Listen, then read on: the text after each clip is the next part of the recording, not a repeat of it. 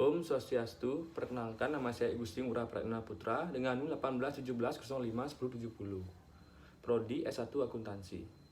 Terima kasih atas waktu yang telah diberikan kepada saya untuk dapat mempresentasikan skripsi yang sudah saya susun. Sebelum memulai presentasi, saya ingin mengucapkan terima kasih kepada dosen pembimbing utama saya, Ibu Logude Kusuma Dewi, dan dosen pembimbing pendamping Bapak Putrayasa, serta dosen penelaah Ibu Gusti Ayu Purnamawati, yang sudah sepenuh hati membimbing saya sehingga dapat menyelesaikan skripsi ini. Adapun judul skripsi yang sudah saya susun adalah analisis laba berdasarkan metode full costing pada usaha madu Bapak Tejo Matal di Desa Melaya. Baik, di sini saya akan menjelaskan pada bab 1, pendahuluan. Yang pertama, latar belakang. Indonesia merupakan negara yang kaya akan sumber daya alamnya, dengan iklim tropis yang mendukung baik dari segi pertumbuhan dan perkembangan hewan maupun tumbuhan. Maka dari itu, peternakan dan pertanian menjadi mata pencaharian kebanyakan masyarakat di Indonesia. Melihat dari kondisi Indonesia yang merupakan negara berkembang dan masih banyak masyarakat yang belum bersekolah, hal ini mendorong masyarakat Indonesia untuk mengeksplor alam. Salah satunya dalam sektor peternakan. Sektor peternakan merupakan salah satu subsektor yang menyumbang banyak devisa untuk negara. Menurut analisa tahun 2010, dengan nilai ekspor peternakan sebanyak 964,9 US dollar pada tahun 2020. Salah satu jenis produk peternakan yang mengalami kenaikan permintaan adalah produk madu. Madu merupakan produk peternakan yang dapat dikonsumsi untuk meningkatkan daya tahan tubuh, apalagi di tengah beredarnya virus COVID-19, banyak orang yang mulai mengkonsumsi herbal seperti madu yang dipercaya dapat meningkatkan imunitas tubuh. Melihat pada fenomena ini, petani madu dapat memperoleh laba hingga 150 juta per bulan di masa pandemi. Menurut Kanal Bali, tahun 2020 produksi madu meningkat hingga 2 ton. Untuk di Provinsi Bali sendiri, salah satu kabupaten dengan luas wilayah terbesar ketiga di Bali, yakni Kabupaten Jemberana.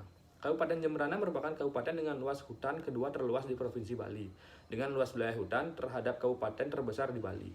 Dari data tersebut dapat dilihat bahwa hutan di Jemberana cukup luas ditambah dengan adanya Taman Nasional Bali Barat yang tentunya menunjang ekosistem hutan di Jemberana. Terkait dengan potensi hutan, dimuat pada web resmi Kabupaten Jemberana, dijelaskan bahwa terdapat berbagai potensi hasil hutan yang telah dikembangkan, salah satunya hasil hutan non-kayu, yaitu budidaya lebah madu. Jumlah peternak lebah yang tercatat yakni 432 orang yang dikembangkan oleh kurang lebih 14 kelompok tani. Lokasi penyebaran peternakan pengembangan lebah madu berada di seluruh wilayah kecamatan di 35 desa di Kabupaten Jemberana. Pemerintah kabupaten sendiri belum melakukan update terkait dengan produk madu ini. Data terakhir terdapat pada tahun 2012, di mana Desa Melaya merupakan desa dengan pembudidaya lebah madu terbanyak, yakni 126 orang dengan 1.433 glodok kotak lebah. Banyak peternak lebah tersebut tentu bukan tanpa alasan. Peluang serta omset yang menjanjikan membuat masyarakat menekuni usaha tersebut. Dari 126 petani lebah madu yang ada di Desa Melaya, peneliti memutuskan mengambil sampel di salah satu petani lebah madu yang bernama Bapak Tejo Matal. Bapak Tejo Matal merupakan salah satu peternak lebah yang berasal dari Desa Melaya. Beliau merupakan orang pertama di Melaya yang mengembangkan usaha madu dan menjadi sosok guru maupun mentor bagi para petani lain dalam mengembangkan lebah madu. Selain itu, Bapak Tejo Matal merupakan petani lebah dengan berbagai prestasi baik di bidang ternak lebah maupun kehutanan. Beliau memulai melakukan ternak lebah pada tahun 1925 hingga sekarang. Hingga saat ini, beliau menernakan kurang lebih 100 kotak glodok lebah di lahan yang seluas 50 are. Beliau membudidayakan jenis lebah yakni lebah serana. Dalam suatu usaha, penetapan harga pokok produksi dan penetapan harga jual merupakan hal yang penting dalam memperoleh laba. Dalam hal ini, Bapak Tejo Matal hanya menggunakan perkiraan dalam menentukan harga jual, tanpa menghitung berapa harga pokoknya. Hal ini menjadi menarik untuk saya teliti sebab dalam akuntansi biaya, penetapan harga pokok produksi merupakan langkah awal dalam memperhitungkan laba yang akan diperoleh nantinya.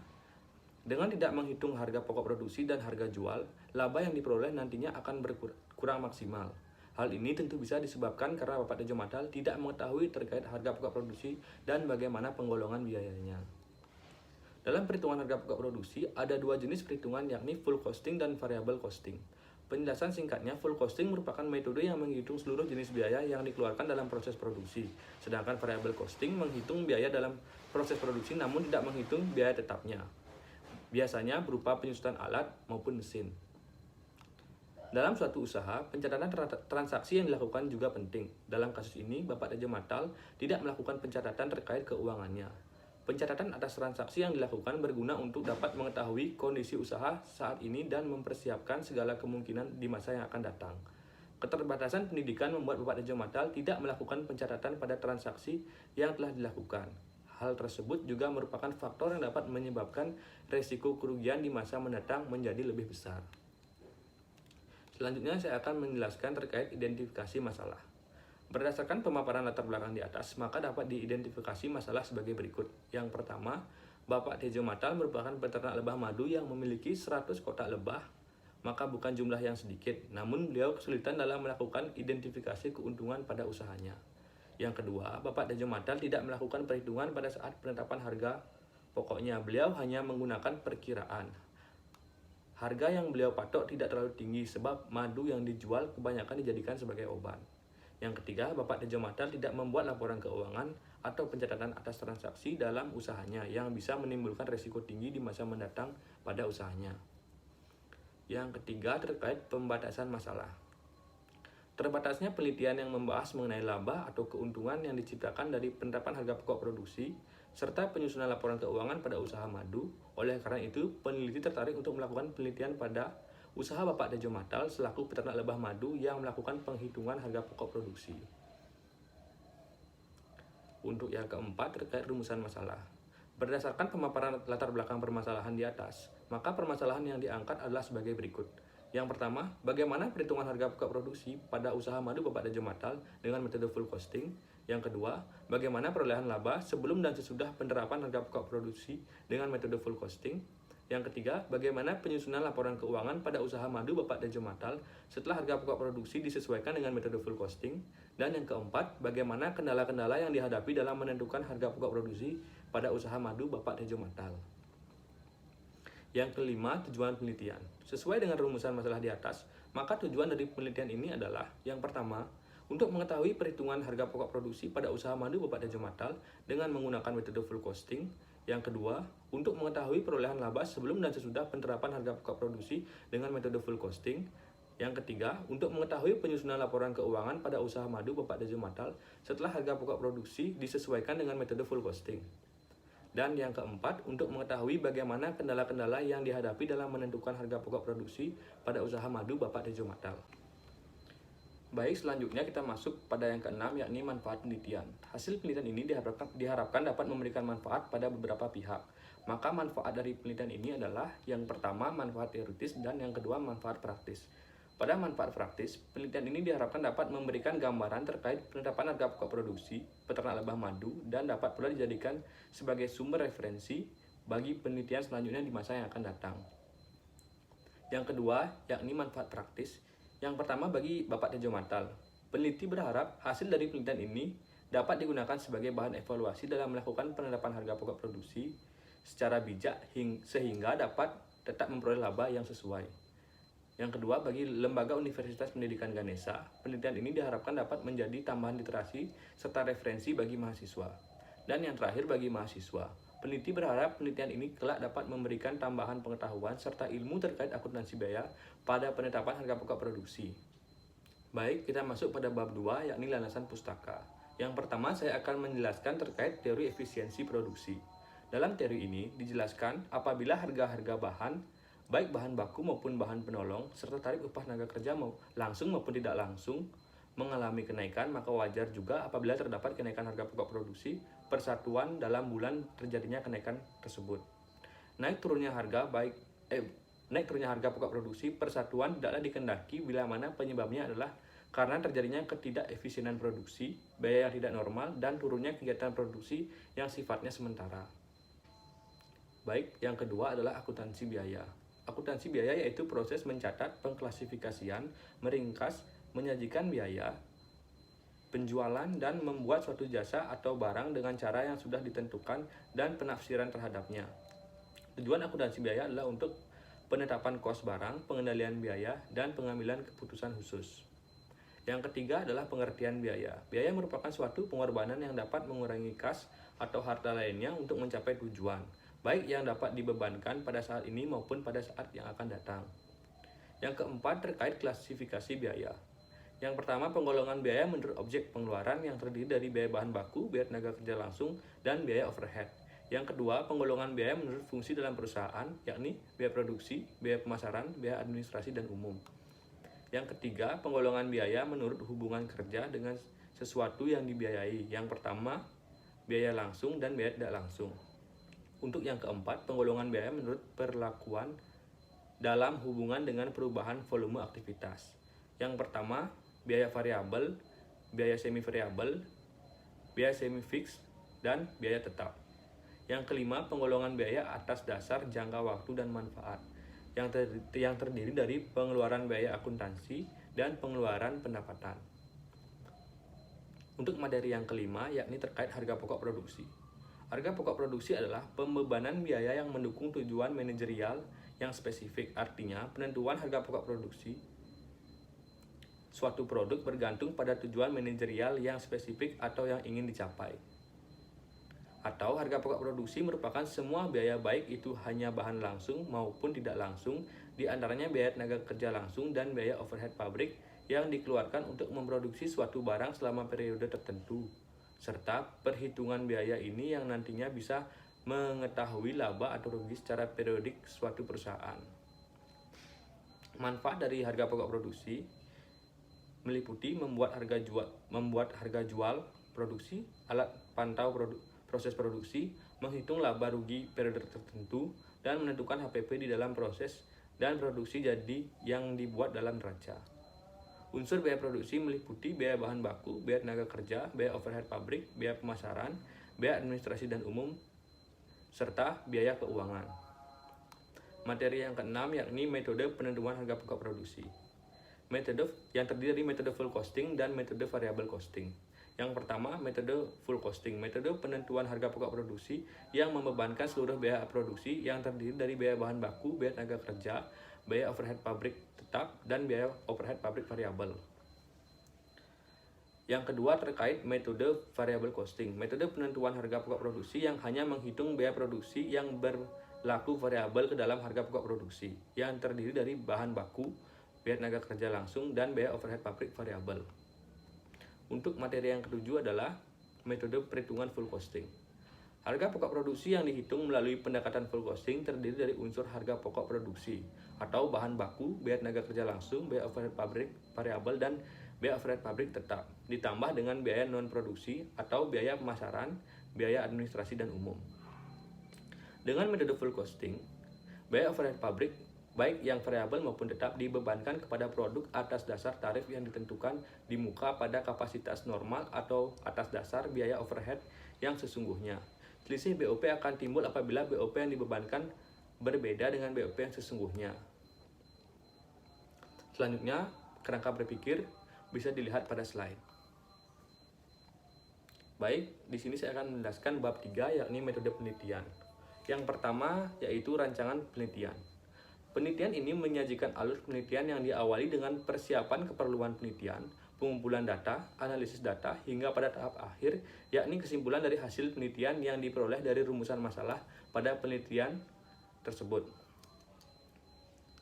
Dalam penelitian terdapat 5 tahapan yang dilakukan peneliti untuk melakukan suatu penelitian, yaitu mengangkat permasalahan, memunculkan pertanyaan penelitian, mengumpulkan data yang relevan, melakukan analisis data, dan menjawab pertanyaan dari penelitian tersebut.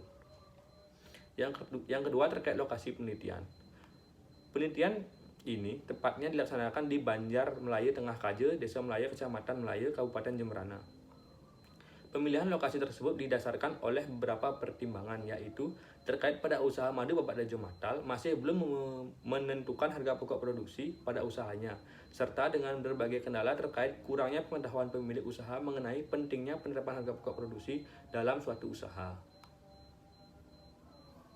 Yang ketiga adalah jenis dan sumber data yang dapat dibagi menjadi data primer dan data sekunder.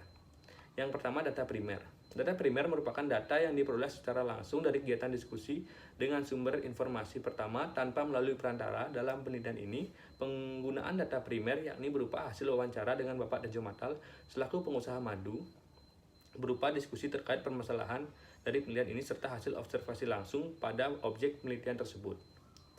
Yang kedua adalah data sekunder. Data sekunder yaitu data yang dilakukan peneliti secara tidak langsung melalui studi pustaka, yaitu berupa artikel dan jurnal ilmiah yang digunakan sebagai panduan memahami penelitian serta untuk melengkapi data penelitian serta dokumen pendukung ketika penelitian dilakukan. Baik, pada yang keempat yakni pengumpulan data. Pengumpulan data meliputi proses wawancara, pengamatan, dan dokumentasi. Yang pertama adalah wawancara. Wawancara merupakan proses untuk memperoleh data untuk penelitian dengan cara tanya jawab dengan bertatap muka antara penanya dengan narasumber.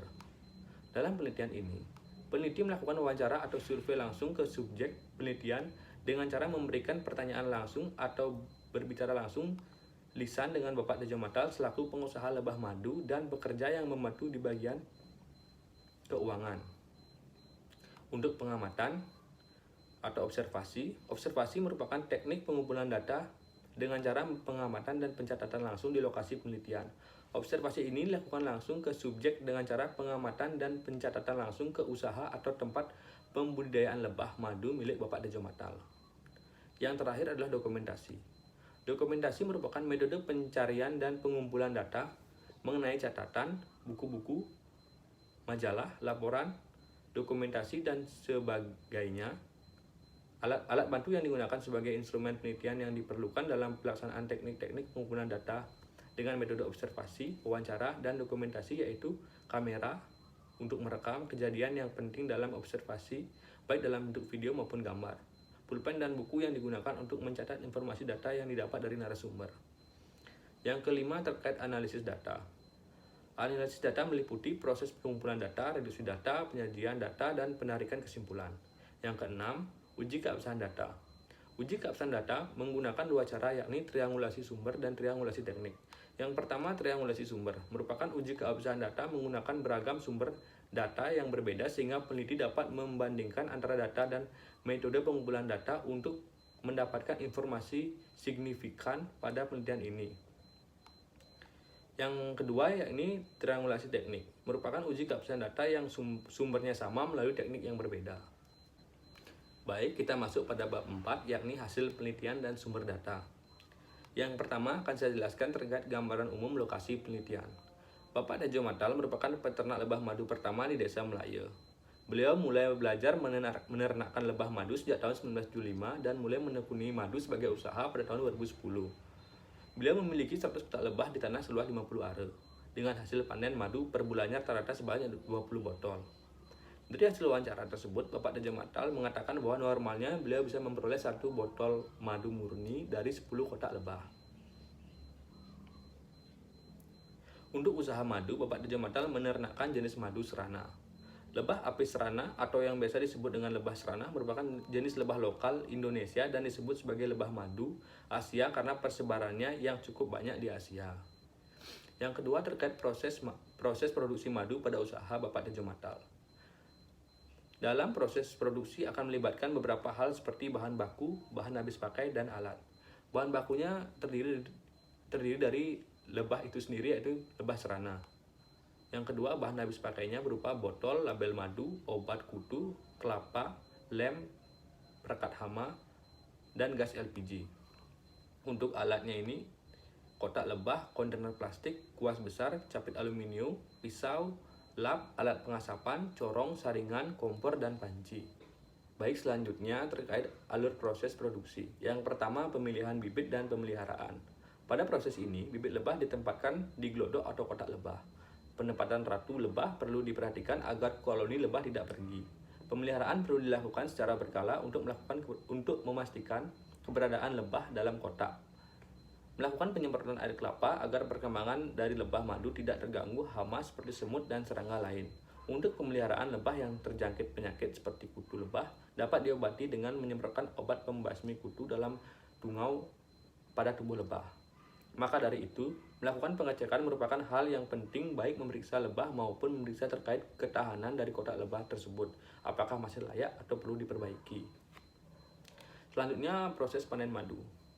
Proses panen madu pada usaha madu Bapak Tejo Mata dilakukan setiap 15 hari sekali atau 2 bulan sekali. Madu yang dihasilkan dari 100 glodok kotak lebah serana kurang lebih 20 botol dalam 1 bulan. Untuk botol yang digunakan oleh Bapak Tejo Mata adalah botol kaca ukuran 600 ml. Hasil yang diperoleh saat panen tergantung dari perkembangan lebah itu sendiri, tergantung pada kondisi ratu dan koloni lebah serta cuaca. Yang ketiga, proses pengemasan. Dalam tahap ini, madu murni yang sudah dikumpulkan dari proses panen kemudian dimasukkan ke dalam botol kaca ukuran 600 ml. Caranya dengan meletakkan corong di ujung atas botol, lalu ditutupi dengan saringan, letakkan madu yang habis dipanen tadi dan tunggu hingga turun secara perlahan dengan sendirinya. Atau bisa dengan cara diperas kemudian dilanjutkan dengan proses pemasangan label pada botol madu. Selanjutnya terkait perhitungan harga pokok produksi pada usaha madu Bapak Tejo Mata. Pertama-tama kita dapat menggolongkan biaya. Yang pertama biaya bahan baku, yakni lebah itu sendiri. Yang kedua biaya tenaga kerja, yakni tenaga kerja bagian perawatan dan tenaga kerja bagian pengemasan. Yang ketiga adalah biaya overhead variabel. Yang pertama botol, lebah, label madu, obat kutu lebah, kelapa, lem perekat hama, dan gas LPG. Untuk biaya overhead tetapnya, yakni biaya penyusutan alat yang berupa kotak lebah, kontainer plastik, kuas besar, capit aluminium, pisau, lap, alat semprot, alat pengasapan, saringan, corong, kompor, dan panci. Selanjutnya untuk perhitungan harga pokok produksi menurut Bapak Tejo Mata. Dalam hal ini Bapak Tejo Mata hanya menghitung biaya bahan baku dan biaya tenaga kerja. Biaya bahan bakunya yakni sebesar 2.500.000 ditambah dengan biaya tenaga kerja sebesar 700 sehingga menghasilkan total biaya 3.200.000. Untuk HPP per botolnya dapat dihitung dengan total harga pokok produksi dibagi dengan kuantitas produk, yakni 3.200.000 dibagi dengan 20 yang menghasilkan 160.000 per botol. Itu untuk harga pokok produksinya. Yang keempat, kita masuk pada perhitungan harga pokok produksi berdasarkan metode full costing pada usaha madu Bapak Tejo Mata. Dalam menghitung harga pokok produksi berdasarkan metode full costing, kita harus menentukan perhitungan biaya bahan baku, biaya tenaga kerja langsung, biaya overhead tetap, dan biaya overhead variabel. Yang pertama, perhitungan biaya bahan baku.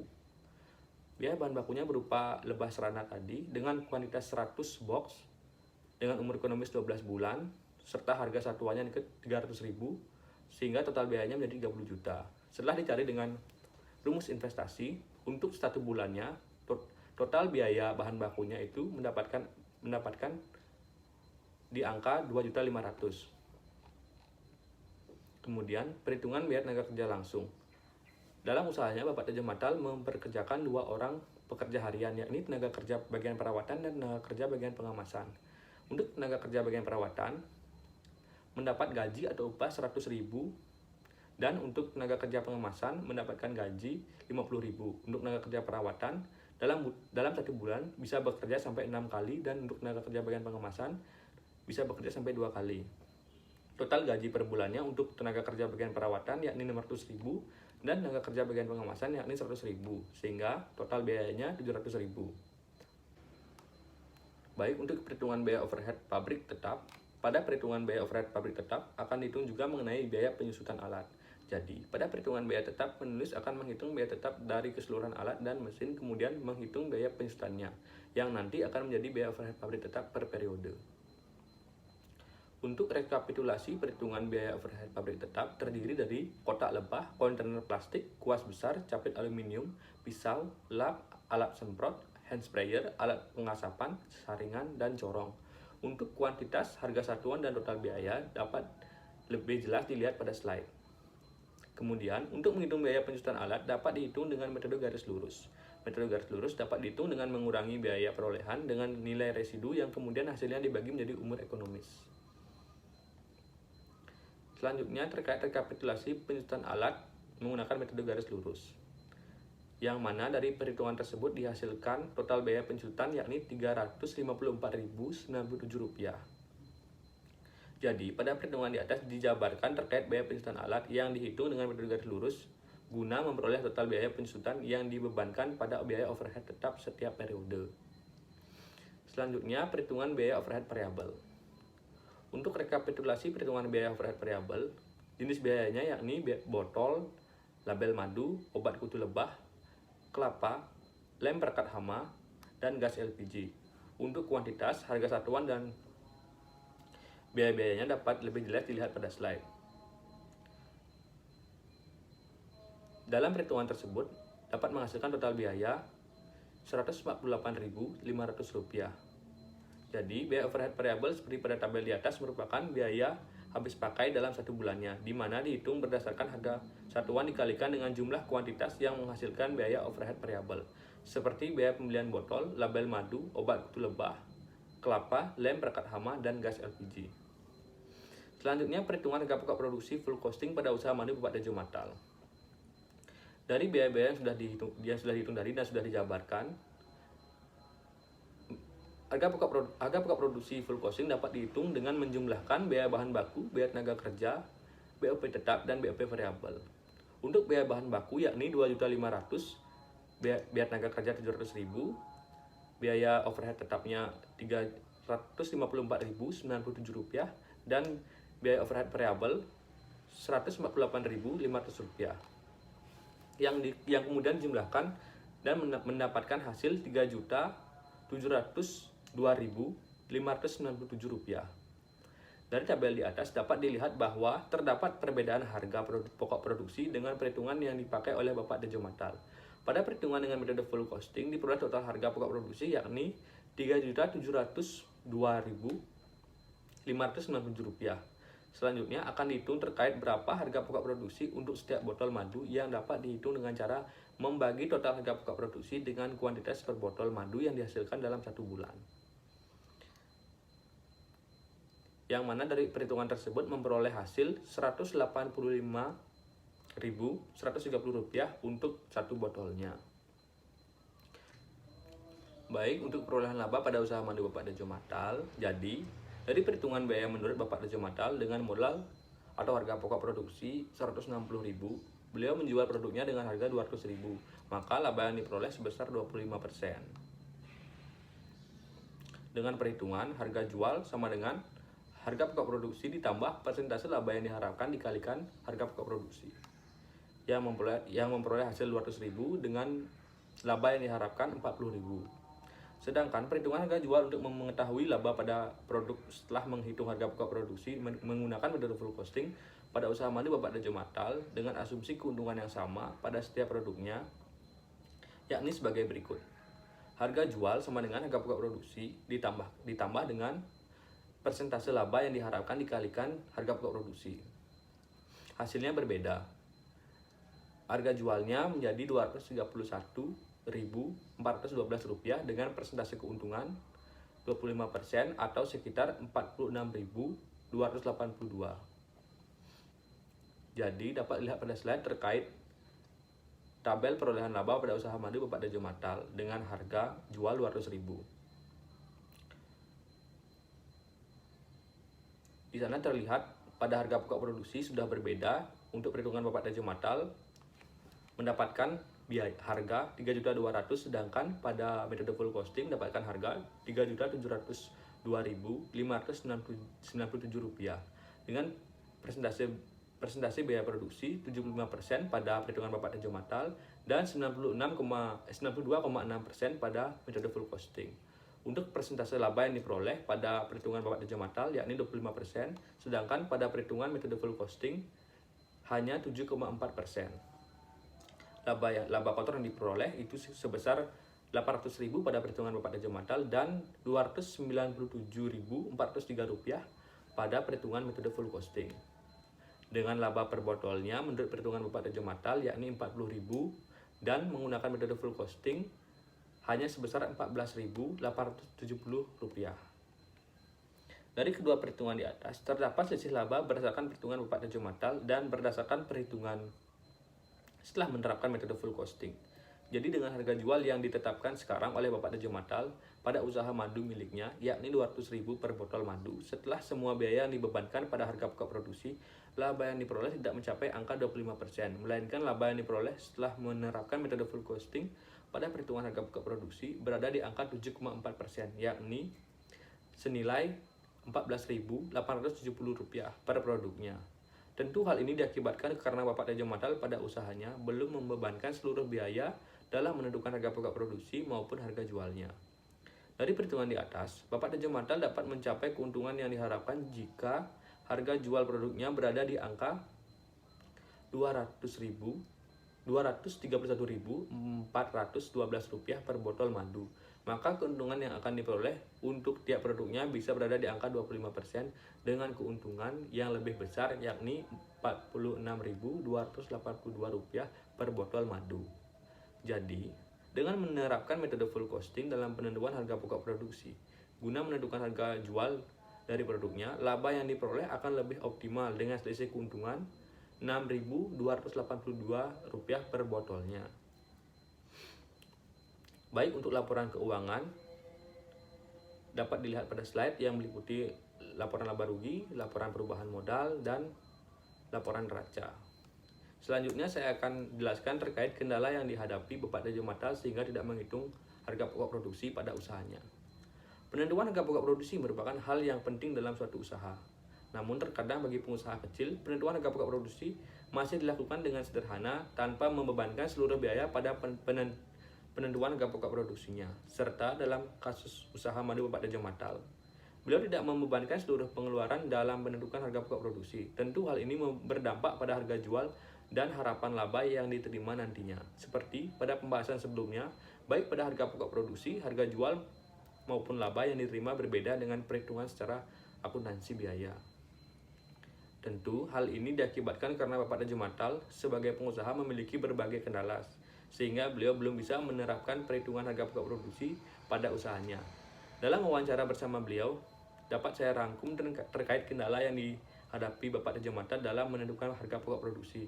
Yang pertama, minimnya pengetahuan Bapak Tejo Matal terkait penggolongan biaya dan menentukan harga pokok produksi. Yang kedua, kurangnya pengetahuan Bapak Tejo Matal terkait bagaimana pentingnya harga pokok produksi untuk menentukan harga jual dan penentuan laba yang nantinya akan diterima dalam usahanya. Dan yang terakhir, terbatasnya sosialisasi yang beliau terima selaku pelaku UMKM terkait bagaimana pentingnya suatu usaha saat sudah menetapkan harga pokok produksi. Sebab sosialisasi yang beliau terima hanya berfokus terhadap teknologi peternakan lebah, belum sepenuhnya menyoroti tentang keuangan suatu usaha. Baik, selanjutnya kita masuk pada bab 5, yakni penutup. Yang pertama, kesimpulan.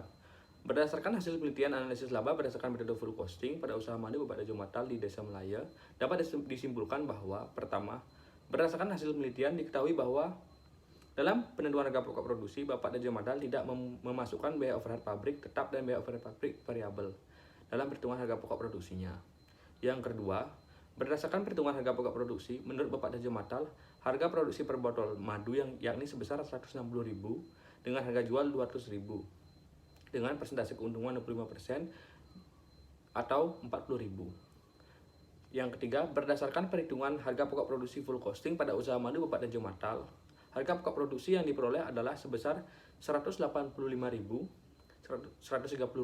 jika keuntungan diambil berdasarkan harga jual yang ditetapkan oleh Bapak Tejo Matal yakni Rp200.000, keuntungan yang diperoleh hanya sebesar 7,4% atau sekitar Rp14.870. Berdasarkan metode full costing, untuk memperoleh keuntungan dengan persentase yang sama yakni 25%, maka harga jual produk perlu dinaikkan menjadi Rp231.412 sehingga keuntungan yang diperoleh menjadi Rp46.282 per botol madu. Baik, yang keempat, berdasarkan analisis laba yang diperoleh Bapak Tejo Matal belum optimal karena berdasarkan perhitungan menurut metode full costing hanya berada di angka 7,4%, sedangkan laba yang diharapkan berada di angka 25%. Hal ini terjadi akibat Bapak Tejo Matal tidak membebankan seluruh biaya dalam penetapan harga pokok produksinya. Berdasarkan hasil wawancara, dapat disimpulkan bahwa kendala yang dihadapi Bapak Tejo Matal sehingga tidak menghitung harga pokok produksi sesuai kaidah akuntansi biaya, dalam hal ini berdasarkan metode full costing, akibat kurangnya pengetahuan dan sosialisasi yang diterima terkait pentingnya harga pokok produksi dalam memaksimalkan laba yang diperoleh dalam suatu usaha. Selanjutnya untuk saran, berdasarkan atas hasil pembahasan dan juga simpulan penelitian yang telah dijelaskan, maka saran yang dapat penulis berikan untuk hasil penelitian tentang analisis laba berdasarkan metode full costing pada usaha madu Bapak Tejo Matal di Desa Melaya adalah sebagai berikut. Bagi Bapak Tejo Matal, berdasarkan metode full costing dengan menghitung seluruh biaya yang dibebankan dalam proses produksi, peneliti menyarankan kepada Bapak Tejo Matal dalam menghitung harga pokok produksinya agar menerapkan metode full costing, yang mana semua unsur biaya diperhitungkan dalam penentuan harga pokok produksi, baik itu biaya bahan baku, biaya overhead tetap, biaya overhead variabel, dan biaya tenaga kerja. Dengan tidak tepat dalam menghitung harga pokok produksi, maka ini akan berpengaruh terhadap harga jual dan laba yang dihasilkan suatu usaha. Dan yang kedua, bagi peneliti selanjutnya, penelitian dengan metode ini tentu memiliki kekurangan seperti dalam pengambilan keputusan jangka pendek. Maka dari itu, peneliti menyarankan agar menggunakan metode lain guna membandingkan dan mengembangkan penelitian terkait harga pokok produksi dan laba dalam suatu usaha. Baik, sekian presentasi terkait skripsi saya yang berjudul Analisis Laba berdasarkan metode full costing pada usaha madu Bapak Tejo Matal di Desa Melaya. Terima kasih untuk perhatiannya. Saya tutup untuk Parama Santi. Om Santi Santi Santi Om.